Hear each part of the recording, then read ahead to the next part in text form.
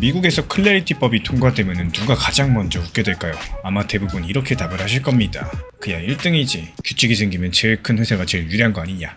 저도 그렇게 생각을 했었는데 근데 이번에 미국 월가에서 나온 계산서에서는 정반대 문장이 적혀 있었습니다. 법이 통과되면요 1등부터 아프다라고요. 그리고 이 소식을 다룬 우리나라 기사들에는 정말 이상하게도 이름 하나가 빠져있죠. 오늘 그 이름까지도 가보도록 할 예정이고, 오늘 이야기는 보고서 한 장에서 시작을 합니다. 미즈호라고 해가지고 일본계 대형 증권사가 있는데요.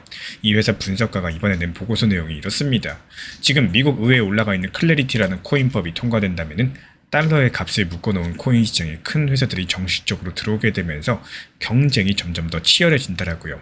업계 전체로 보면 좋은 일이겠지만 딱 한 가지 회사, 지금 이 시장 1등인 서클이라는 회사한테는 오히려 예외일 수 있다라는 말을 했습니다. 한 번이면 그냥 넘어갈 수도 있습니다. 근데 이게 처음이 아니었죠. 같은 증권사가 그 전주에는 아예 서클 주식에 대한 의견을 시장 평균보다 못할 거라는 쪽으로 낮추고 목표 주가를 우리 돈으로 12만원대에서 7만원대 초반까지 잘라냈습니다. 참고로 이 주식이 작년 한때 29만원 가까이 갔던 주식인데요. 여기서 조금 이상하지 않으신가요? 이 법이 생겨서 시장이 커진다면서 왜 하필 1등이 제일 아프다고 하는 걸까요?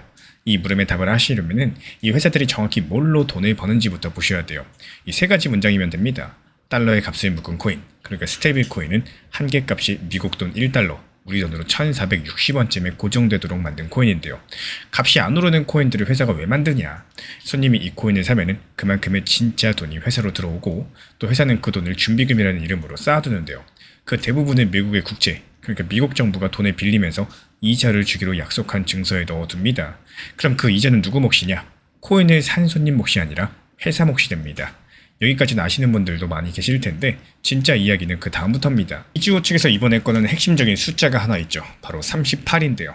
서클이 이자로 100만원을 벌면은 그 코인을 실제로 손님들한테 퍼뜨려주는 회사들, 그러니까 코인베이스나 바이낸스 같은 거래소에 나눠주고 나면은 서클 손에 남는 건 38원 정도라는 계산입니다. 미리 말씀드리자면 이건 서클이 공식적으로 밝힌 숫자가 아니라 증권사가 공개된 자료들을 놓고 어림한 계산입니다. 그래도 이 계산이 맞다면 그림이 완전히 달라지게 되는데요. 이 사업의 진짜 승부는 코인을 누가 만드는지가 아니라 그 이자를 누가 얼마나 가져가느냐라는 얘기가 되기 때문이에요. 그럼 이제 아까 그 물음이 풀리죠. 법이 통과돼서 은행이든 카드사든 큰 회사들이 이 시장에 정식적으로 들어오게 된다면 여기에 따른 경쟁은 코인 만들기 경쟁이 아니라요. 이런 경쟁이 될 겁니다. 우리랑 손잡으면 이자 더 드릴게요. 그동안 제일 좋은 조건으로 벌어온 1등이 제일 먼저 조건을 깎이게 되는 구조라는 거죠. 그런데 이게 말로만 하는 걱정이 아니라는 걸 보여준 사건이 지난달 말에 실제로 있었죠. 지난달 30일 오픈 USD라는 이름의 발표가 나옵니다.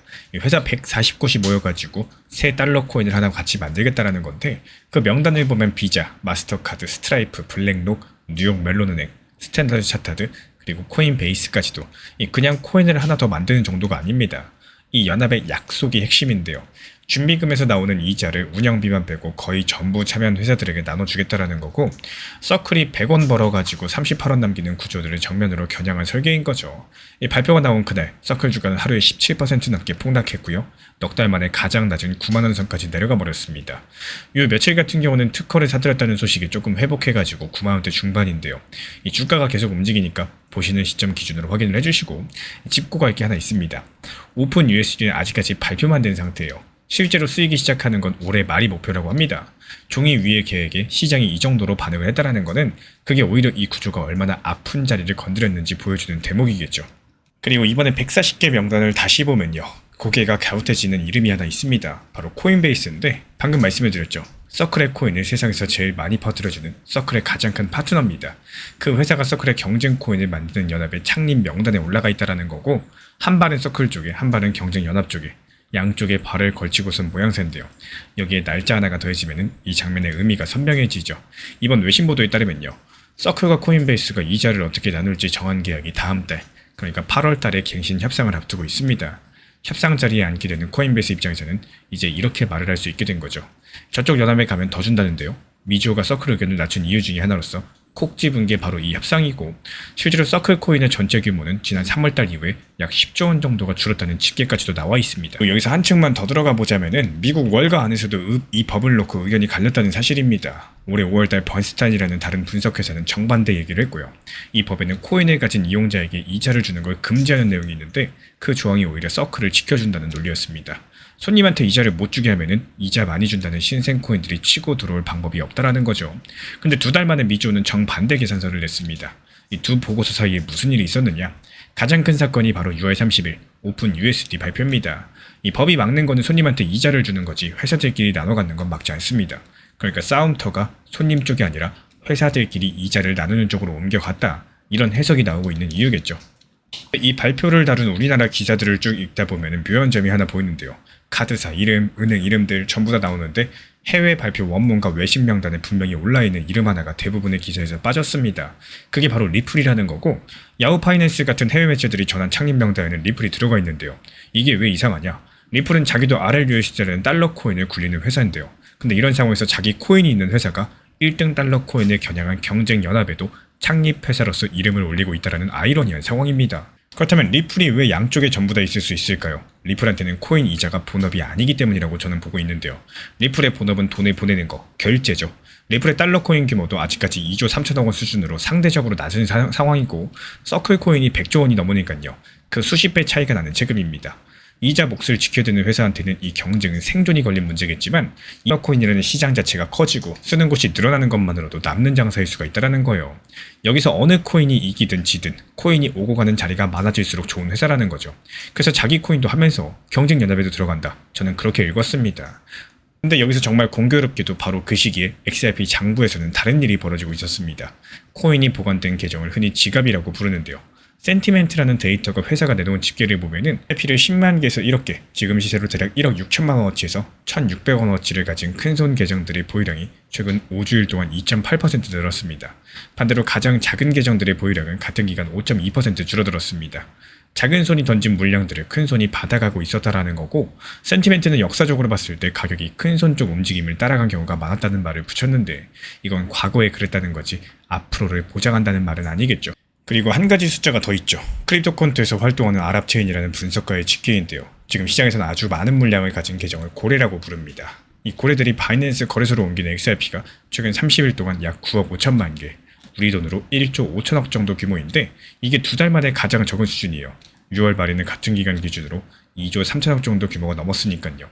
34% 넘게 줄어들게 된 겁니다. 또 다른 집계에서는 하루에 2조 원어치 규모, 가까이 들어온 날도 있었는데, 최근에 어떤 날은 300억에서 400억 원대까지 줄었다는 숫자까지도 나오고 있죠. 이 코인을 거래소로 옮기는 거는 보통 팔 준비로 읽힙니다.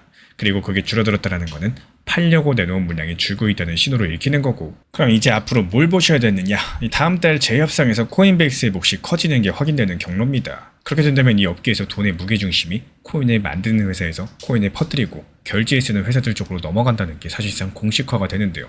그리고 그 방향성이라면 처음부터 만드는 쪽 이자가 아니라 보내고 쓰는 쪽에 서 있던 리플 같은 회사한테는 시장이 커지는 흐름 자체가 나쁠 게 없다는 게 저의 판단입니다.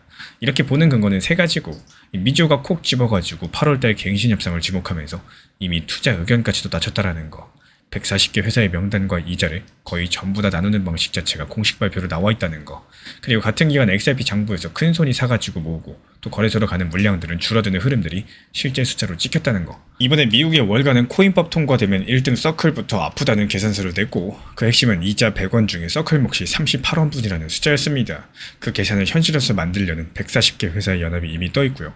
그 명단에는 우리나라 기사에서 빠진 이름 리플이 올라 있습니다. 그리고 같은 시간 XRP 장부에서는 작은 손이 던진 물량을 큰 손이 조용히 받아가고 있었기 때문에 이제 다음 달이 진짜입니다. 이 8월달 재협상, 서클이 자기 몫을 지킬 수 있을까요? 아니면 코인베이스가 더 받아낼까요?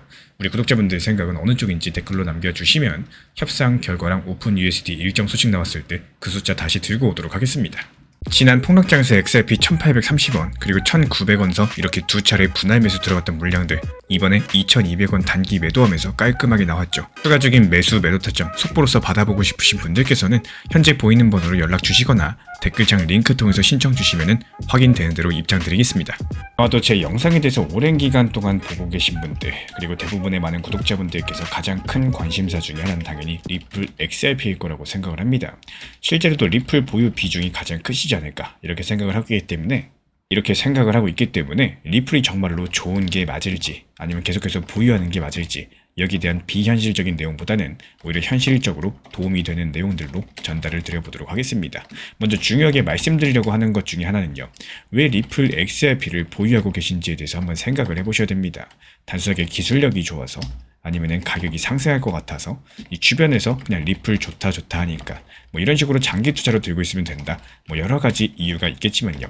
결국에는 내가 리플 XRP로서 큰 수익을 내기 위한 이게 궁극적인 목적이다라고 생각이 돼요. 여기서의 핵심이 되는 내용은요. 여러 가지 수익을 낼 수 있는 기회가 있었음에도 불구하고 결국에 더 상승할 거야 생각 때문에 매도를 못하는 경우가 대표적인 코인 중에 하나가 리플인데요.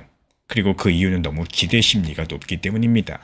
앞으로 얼마까지 상승할 거야 이런 기대감 대비했을 때 이게 하락을 했을 때 어떤 대응을 하겠다. 리플이 과거에 얼마까지 하락을 했었고 또 어떻게 상승했는지에 대해서는 놓치고 가시는 분들이 많이 계십니다. 리플 XRP 같은 경우는 이 과거에 160원까지 하락했다가 다시 4,900원까지 상승을 하면서 엄청난 상승을 이미 보여줬었고요. 다시 한번 하락으로 이어져 있는 상황에서 중간에 분할 익절들, 일부러도 수익 실현을 할 수 있는 이런 대응을 못한다면 결국에 못 팔고 후회만 하게 되는 이런 경우들이 반복될 수밖에 없다는 거예요. 제가 안내드리고 있는 리플 정보방에서도요. 역시 마찬가지로 과거의 흐름이 좋을 때 안내드렸었던 내용들입니다. 이 7월 10일 리플뿐만 아니라 코인 시장의 흐름이 좋았을 때 그 당시에도 3,950원, 4,350원 여러가지 적당 단기 고점에 대해서 분할 목표가에 대해서 안내드렸던 이유들 물론 여기서 더 상승할 수도 있는 확률도 있겠지만요. 혹시 너무 빠른 급등과 너무 빠른 상승에서는 당연히 조정이 크게 찾아온다. 이 점을 반드시 기본적으로 계속 인지를 하고 있어야 됩니다. 마치 지금 코스피가 크게 급락을 하는 것처럼 이 급등한 후에는 급락이 오는 게 투자 시장의 당연한 원리입니다. 이 코스피가 5천, 6천, 7천 찍고 올라갈 때 1만까지 갈 수 있다라고 생각들을 많이 하지만 또 반대로 하락할 거에 대한 생각을 안 하고 있으면 하락했을 때 큰 타격을 받는 것과도 똑같습니다. 그렇게 분할 익절을 하면서 시장을 여롭게 볼 수 있는 시각 그리고 습관을 키워 나가셔야 되는데 이 팔고 나서 더 상승하면은 나머지 비중이 더 올라가기 때문에 좋을 거고 하락하면은 분할 익절했으니까 좋을 수 있는 이런 포트폴리오를 만들어 놓을 줄 아셔야 되겠죠. 대부분 많은 분들께서 이미 알고 있는 리플의 전고점 5,000원 부근을 돌파하면은 만원 갈 거야, 3만원 갈 거야, 5만원 간다 이런 말들이 많았었지만요. 방금 말씀드린 것처럼 그만큼 상승할 수 있다는 것은 반대로 그만큼 하락도 가능하다. 이걸 반드시 인지하셔야 되고 흔히 말하는 심리적인 고점 부근에서는 이 큰 욕심을 내는 구간이 아닙니다. 오히려 하락할 수 있는 확률 자체가 높기 때문에 내 것으로 꾸준하게 챙겨 놓으셔야 되는 구간이고요.